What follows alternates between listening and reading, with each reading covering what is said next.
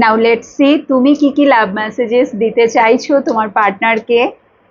তোমার তরফ থেকে কিছু লাভ মেসেজেস যেটা তুমি তোমার পার্টনারকে দিতে চাও এই মুহূর্তে, তুমি কি বলতে চাইছো তাকে।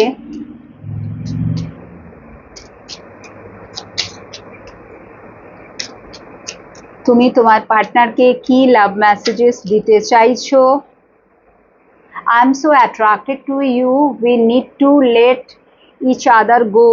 ও আচ্ছা আচ্ছা, তো তার মানে তুমি মাঝে মাঝে নেগেটিভও হয়ে যাও, but at the same time you are so much attracted, হ্যাঁ না?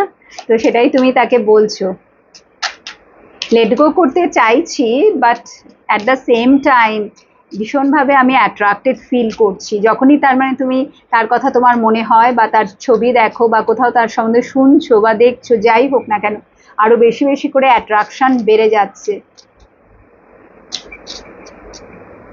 বাট পরিস্থিতি যা চলছে সেখানে তোমার মনে হয় একে অপরকে লেট গো করাটা ভীষণ দরকার। I want to tell you how I feel.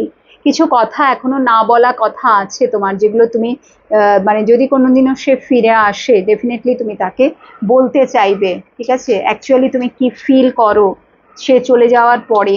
Definitely সে চলে যাওয়ার পর থেকে এখনো পর্যন্ত বা রিলেশনশিপে ups and downs, my god, your energy is so scattered, see?